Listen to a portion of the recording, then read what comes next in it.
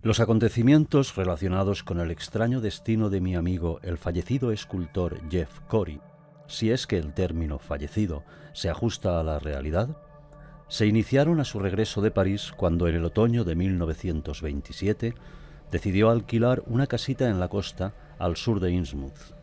Corey procedía de una familia de Prosapia que estaba lejanamente emparentada con los Marsh de Innsmouth, si bien dicho parentesco no le imponía obligación alguna de mantener relaciones con estos sus parientes. En todo caso, existían ciertos rumores sobre los solitarios y retraídos Marsh que todavía vivían en aquella ciudad portuaria de Massachusetts, y lo que en ellos se decía no era lo más adecuado para inspirar a Corey ningún deseo de anunciar su presencia en los alrededores. Fui a visitarle un mes después de su llegada, acaecida en diciembre de aquel año. Corey era un hombre relativamente joven, pues todavía no había cumplido los 40, y medía 6 pies de estatura. Tenía un cutis fino y lozano, exento de todo ornamento capilar, pero llevaba el pelo bastante largo, según era entonces costumbre entre los artistas del barrio latino de París. Poseía unos ojos azules muy enérgicos y un rostro anguloso de mandíbula prominente que destacaba en cualquier grupo de gente, y no solo por su penetrante mirada, sino también por el hecho insólito de que, debajo de la barbilla y de las orejas y en la zona adyacente del cuello, tenía la piel anormalmente gruesa y surcada de arrugas duras y entrelazadas. No era feo, y sus correctas facciones poseían una extraña cualidad hipnótica que solía fascinar a quienes le conocían por primera vez.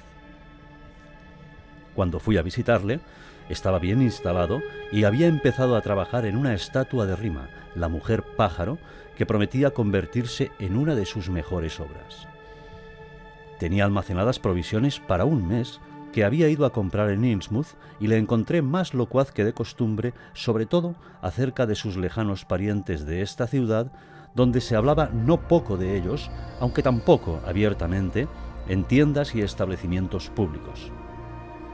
Por reservados e insociables, los Marsh despertaban cierta curiosidad natural en sus convecinos, y como esta curiosidad nunca había quedado satisfecha del todo, se había ido formando en torno a ellos un cúmulo impresionante de leyendas y habladurías que se remontaban hasta cierta generación pasada, notable esta por haberse dedicado al tráfico marítimo con las islas del Pacífico meridional. Lo que se comentaba de ellos era demasiado vago y no significaba nada para Corey, pero contenía tales insinuaciones sobre horrores desconocidos que mi amigo confiaba en poder algún día enterarse más a fondo. No es que él estuviera obsesionado con el tema, sino que, según explicó, se hablaba tanto de ello en el pueblo que era prácticamente imposible ignorarlo. Me dijo también que pensaba hacer una exposición para tantear el mercado. Hizo referencia a varios amigos de París y a sus años de estudio en dicha capital. Disertó brevemente sobre el vigor de las esculturas de Epstein y comentó la alborotada situación política del país. Cito estos temas de conversación para dejar patente que Corey estaba perfectamente normal cuando le visité por primera vez tras su regreso de Europa. Por supuesto, en Nueva York le había visto fugazmente cuando llegó, pero no había hablado con él largo y tendido como en aquel diciembre de 1927. Antes de volver a verle, o sea, en el mes de marzo, recibí una carta suya bastante asombrosa, cuyo meollo iba contenido en el último párrafo, al cual parecía conducir como a una apoteosis final el resto de la misiva. Quizás te hayas enterado por la prensa de ciertos hechos que han ocurrido aquí, en Innsmouth, hace un mes. No tengo una información clara de lo sucedido, pero tiene que haberse publicado en algún periódico, aunque no, desde luego, en los de Massachusetts, que lo han silenciado por completo. Lo único que he podido averiguar del asunto es que se presentó en la ciudad un nutrido grupo de oficiales federales de algún tipo y se llevaron a varios ciudadanos, entre ellos a algunos de mis parientes, aunque no te sé decir a quiénes, pues todavía no me he preocupado de enterarme ni siquiera de cuántos son. O eran, que también puede ser. Lo que he podido averiguar en Innsmouth se refiere a ciertos negocios montados con las islas del Pacífico, a los que evidentemente se dedicaba todavía alguna compañía naviera de la ciudad, por muy raro que esto pueda parecer, ya que los muelles están prácticamente abandonados y además ya no sirven para los barcos de ahora que suelen tocar en puertos mayores y más modernos.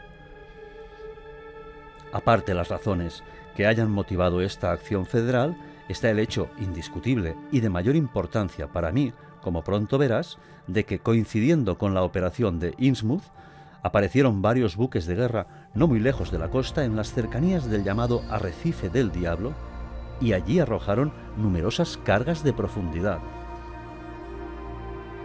Las explosiones removieron de tal manera los fondos marinos que poco después las mareas fueron trayendo a la orilla toda clase de residuos, entre ellos una arcilla azul muy especial. A mí me recuerda mucho a una arcilla de ese color que se podía encontrar en alguna zona del interior del país y que solía usarse para hacer ladrillos, sobre todo hace años, cuando todavía no había métodos más modernos de fabricación. Bueno, lo que importa es que cogí toda la arcilla que pude antes de que el mar se la volviera a llevar y que me he puesto a modelar con ella una figura completamente distinta de otras esculturas mías. La titulo provisionalmente Diosa Marina y estoy entusiasmado porque promete mucho. Cuando vengas la semana que viene, estoy seguro de que te gustará todavía más que mi rima. Contrariamente a sus suposiciones, sin embargo, la nueva estatua de Cory me produjo una extraña repulsión desde el primer momento que la vi. Representaba una figura esbelta, excepto en su estructura pélvica, que a mí me pareció demasiado pesada, y Cory había decidido dotarla de membrana entre los dedos de los pies. ¿Por qué?, le pregunté. Pues no sé bien por qué, contestó. La verdad es que no lo tenía planeado, pero me salió así. Y de esas especies de grietas en el cuello me refería a una zona que parecía haber sido retocada recientemente. Se rió con cierto embarazo y asomó a sus ojos una extraña expresión. También a mí me gustaría poder darte una explicación satisfactoria de esas señales, dijo. La verdad es que ayer por la mañana, al levantarme, descubrí que había debido levantarme en sueños y ponerme a trabajar, pues ahí en el cuello, debajo de las orejas, en ambos lados, había como unas grietas que parecían branquias. Ahora estoy arreglando el estropicio.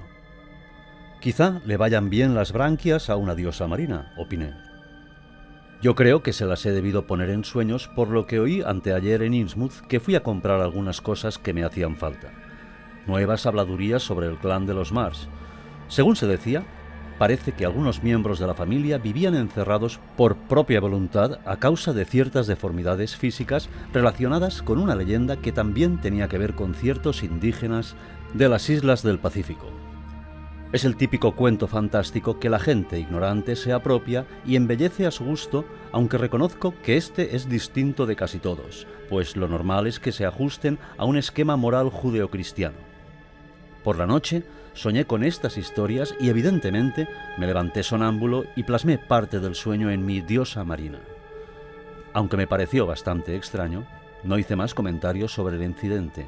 Lo que decía Cory parecía lógico y me interesaban mucho más las tradiciones populares de Innsmouth que los desperfectos sufridos por la diosa marina. Además, me desconcertó un tanto la visible preocupación que advertí en Cory. Mientras charlábamos del tema que fuera, se le veía animado y normal, pero no pude por menos de observar que, en cuanto se hacía un silencio en la conversación, él se quedaba pensativo y ausente, como si tuviera algo en mente de lo que no se atrevía a hablar. Algo que le producía una angustia indefinida, pero de lo cual no sabía nada, o por lo menos tampoco que prefería no expresarlo verbalmente. Pero la preocupación se le manifestaba de diversos modos, en la mirada distante, en expresiones fugaces de desconcierto, en furtivas miradas a la lejanía del mar, en que al hablar paseaba inquieto de un lado a otro, en su forma de eludir el tema, como si aún le quedara mucho que reflexionar sobre él. Luego he pensado que debería haber tomado entonces la iniciativa de explorar esa su preocupación que tan manifiesta me resultaba, pero no lo hice. Me pareció que no era un asunto mío y que hacerle más preguntas sobre el tema equivaldría a invadir su intimidad. Aunque éramos amigos desde hacía mucho tiempo, pensé que yo no tenía ningún derecho a meterme en una cuestión que solo le incumbía a él. Además, él no me dio pie para hacerlo. como supe más adelante cuando Cory ya había desaparecido y yo tomado posesión de sus bienes según él mismo había dejado dispuesto en un documento redactado al efecto, fue por esta época cuando él empezó a garabatear extrañas anotaciones en un diario que llevaba y que hasta entonces solo le había servido para apuntar ideas y detalles relativos a su trabajo. Cronológicamente, es en este punto de la secuencia de hechos acaecidos durante los últimos meses de Jeffrey Cory donde deben insertarse dichas extrañas anotaciones. 7 de marzo. Esta noche sueño rarísimo. Algo me impulsó a bautizar a la diosa marina. Esta mañana me encuentro la pieza húmeda en cabeza y hombros como si lo hubiera hecho yo. Arreglo el desperfecto como si no tuviera más remedio que hacerlo, aunque tenía pensado embalar a rima. Me preocupa lo compulsivo del asunto. 8 de marzo. Sueño que voy nadando en compañía de hombres y mujeres que parecen sombras. Cuando les he visto las caras me han parecido demasiado familiares, como si las hubiera visto alguna vez en un álbum antiguo. Hoy, en el drugstore de Hammond, escucho taimadas insinuaciones y sugerencias grotescas sobre los March, como siempre. Cuentan que el bisabuelo Jethro vive en el mar y tiene branquias. Lo mismo dicen de algunos, White, Gilman y Elliot. Me acerco a la estación de ferrocarril a preguntar una cosa y oigo la misma historia. Los nativos llevan decenios alimentándose del tema. 10 de marzo.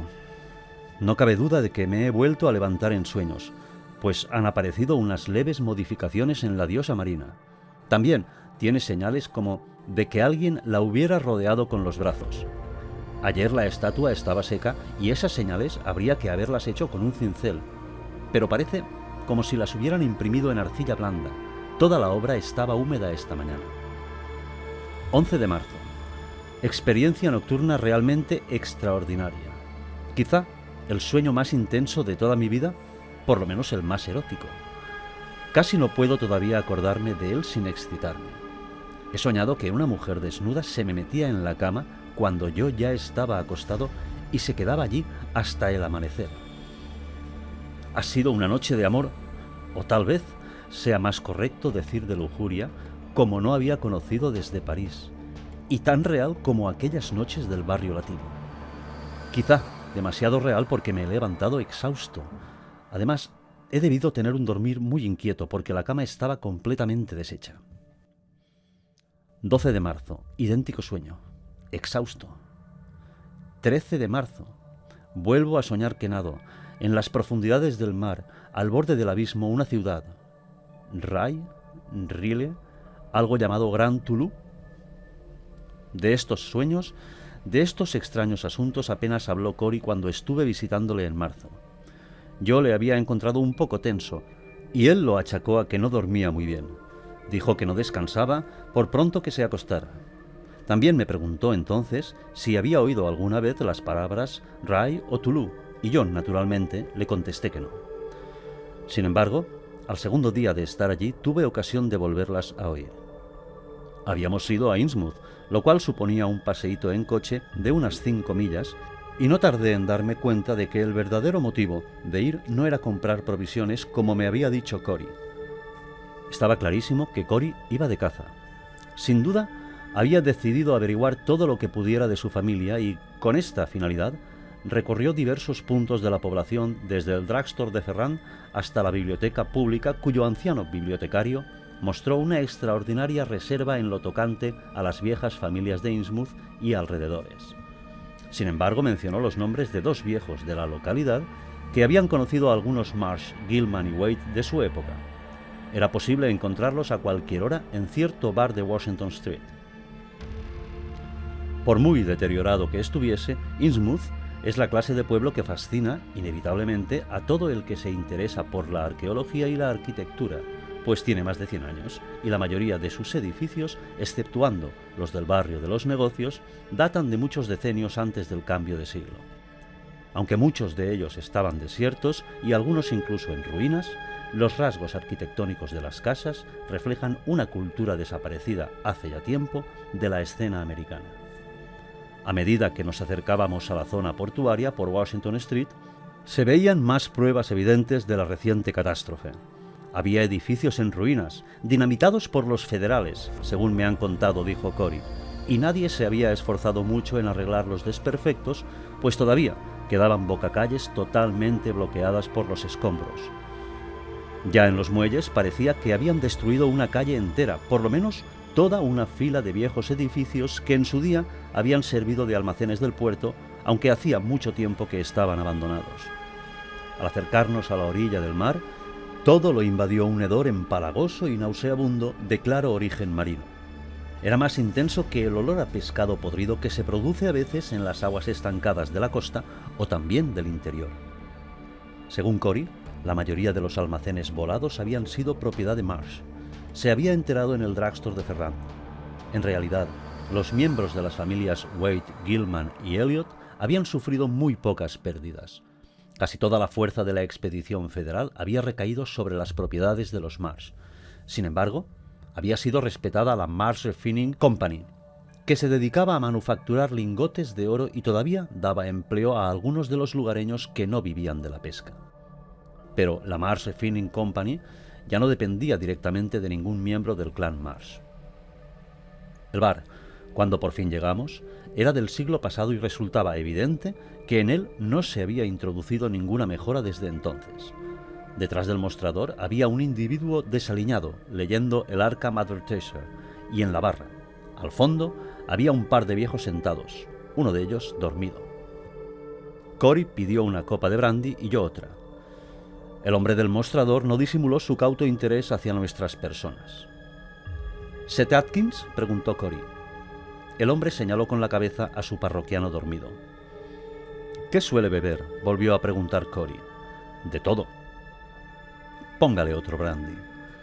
El tabernero sirvió el brandy en una copa mal lavada y la depositó en el mostrador. Cory la llevó hasta donde estaba el viejo dormido, se sentó junto a él y le despertó.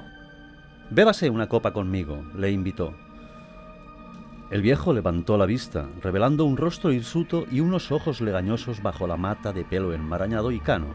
Vio el brandy, lo cogió con sonrisa incierta y se lo bebió. Cory empezó a interrogarle como si solo pretendiera charlar un rato con un viejo habitante de Innsmouth. Al principio se refirió en términos generales al pueblo y a la comarca que se extendía a su alrededor entre Arkham y New Boyport. Atkins habló con entera libertad. Cory le invitó a otra copa y luego a otra. Pero la locuacidad de Atkins desapareció en cuanto Cory le mencionó a las antiguas familias, especialmente a los Marsh. El viejo adoptó una actitud claramente cautelosa y de vez en cuando lanzó fugaces miradas a la puerta, como si le hubiera gustado escapar de la situación. Cory, sin embargo, le apretó bien las clavijas y Atkins terminó por ceder. «Bueno, supongo que ya no importa hablar», dijo por fin. «Casi todos los Marsh se han ido desde que vinieron los federales hace un mes, y nadie sabe a dónde. Pero no han vuelto». El viejo empezó a irse por las ramas, pero por fin, después de muchos circunloquios, abordó el tema del comercio con las islas orientales. El que empezó el negocio fue el capitán Owen Marsh, que algo se traía entre las manos con aquellos indios orientales. Se trajeron algunas mujeres de allí y las tenían en la casa grande que había construido. Y después, a los jóvenes Marsh se les puso esa pinta extraña y les dio por irse nadando al arrecife del diablo, y se estaban allí horas enteras, y no es normal pasar tanto tiempo bajo el agua. El capitán Ovid se casó con una de esas mujeres y los jóvenes Marsh se fueron a las Indias Orientales y trajeron más. El negocio de los Marsh no se vino abajo como otros. Los 3 barcos del capitán Ovid, que eran el bergantín Columbia, el pailebote Sumatra Queen y otro bergantín, el Jessie, navegaron por los océanos sin sufrir un solo accidente. Y esa gente, o sea, los orientales y los Marsh, empezaron una serie de religión nueva que la llamaban Orden de Dagón, y se hablaba mucho de ellos en voz baja y de lo que pasaba en sus reuniones. Y los jóvenes, bueno, a lo mejor se perdieron, pero el caso es que nadie los volvió a ver. Y luego, ya sabe, pues por entonces se habló mucho de sacrificios, o sea, humanos, pero no desapareció ningún Marsh, ni Gilman, ni Wade, ni Elliot, o sea que ninguno de ellos se perdió o lo que fuera.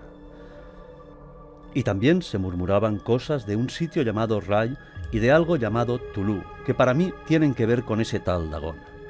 Al llegar a este punto, Cory le interrumpió para aclarar este particular, pero el viejo no supo contestarle y yo no comprendí hasta después el motivo del súbito interés de Cory.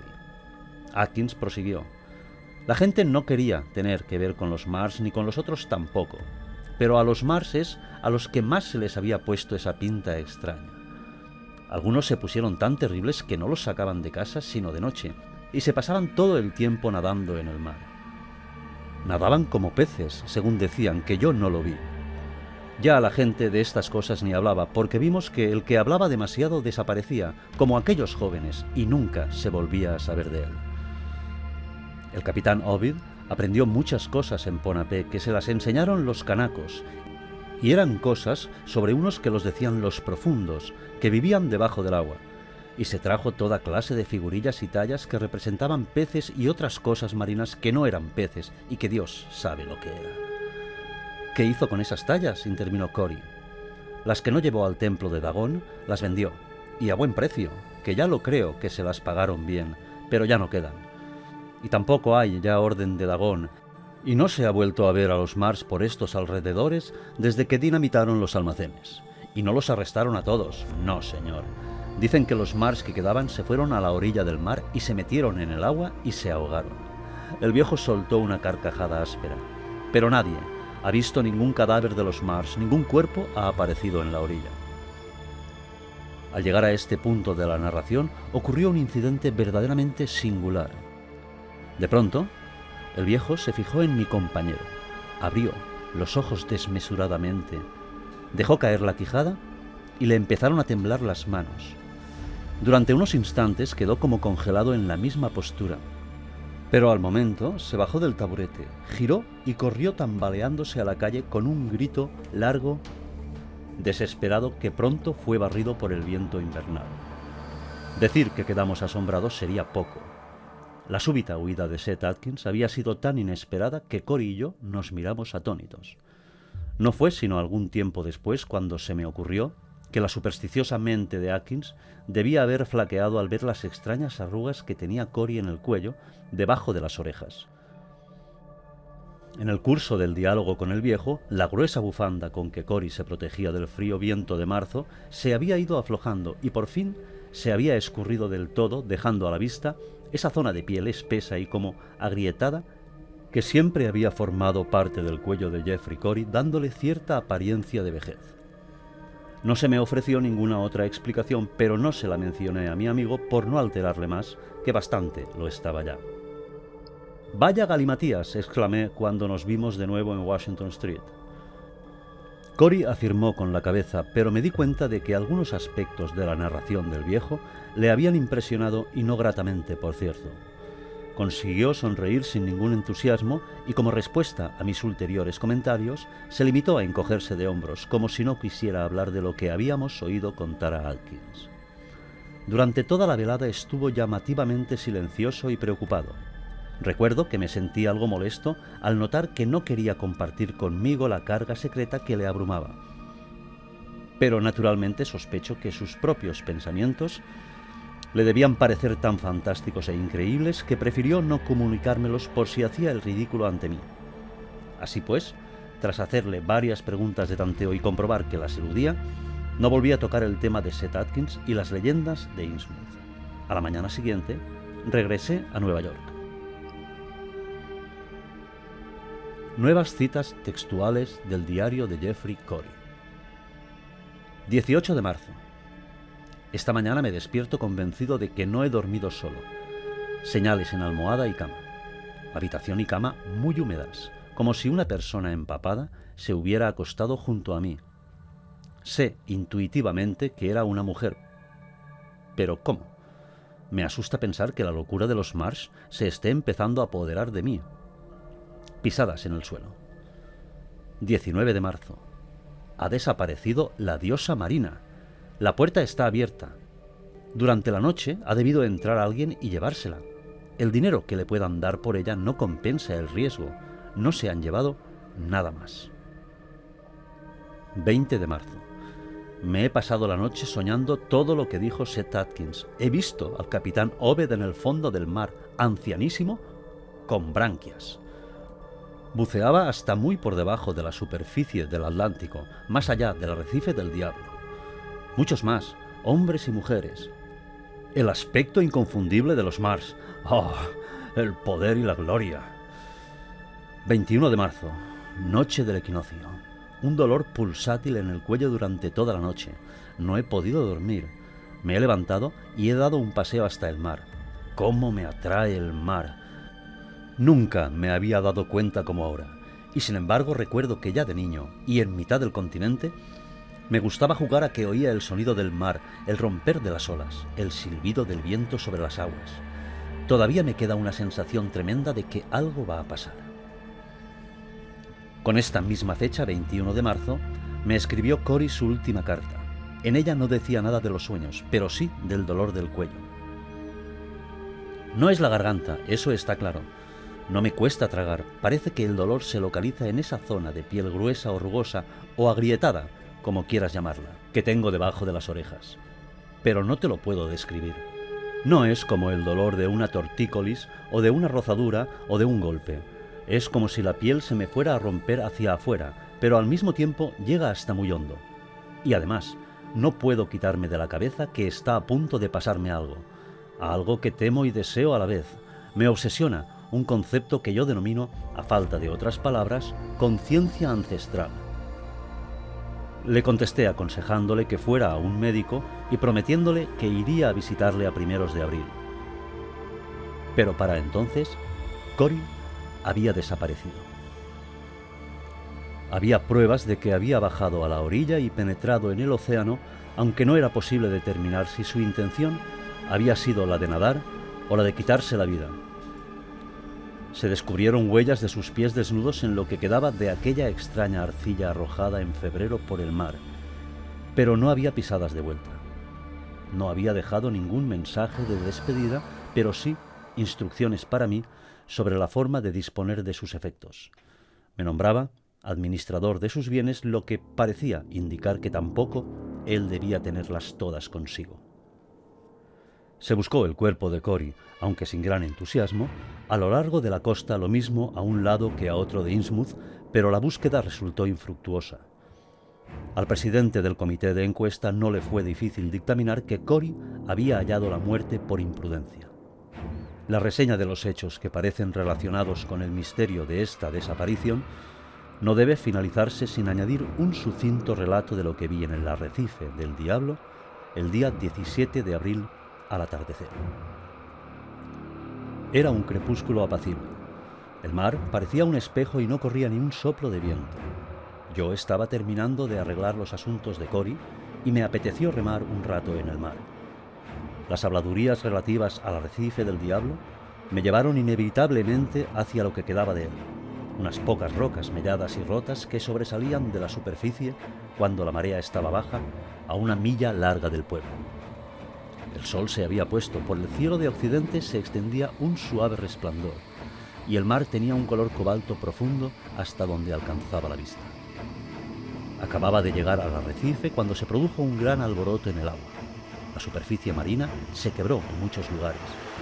Me detuve y permanecí inmóvil esperando que una escuela de delfines emergiera de un momento a otro y disfrutando anticipadamente del espectáculo.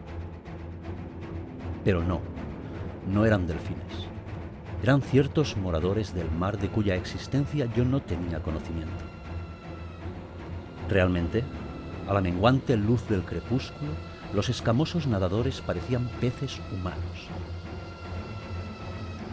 Excepto una pareja, los demás permanecieron alejados del bote donde yo estaba. Aquella pareja, una hembra de extraño color arcilloso y un macho, llegaron a acercarse bastante al bote, desde donde yo los miraba con una mezcla de sentimientos a los que no era ajena esa clase de terror que hunde sus raíces en un profundo temor a lo desconocido. Pasaron nadando cerca de mí, emergiendo y sumergiéndose, y cuando se alejaban, el más claro de piel se volvió hacia mí y me dirigió una mirada deliberada mientras emitía un extraño sonido gutural que no dejaba de guardar cierta semejanza con Nong. ¡Jack! Me quedé con la clara e inconfundible convicción de que aquella criatura marina con branquias tenía la cara de Jeffrey Cory. Todavía sueño con ella.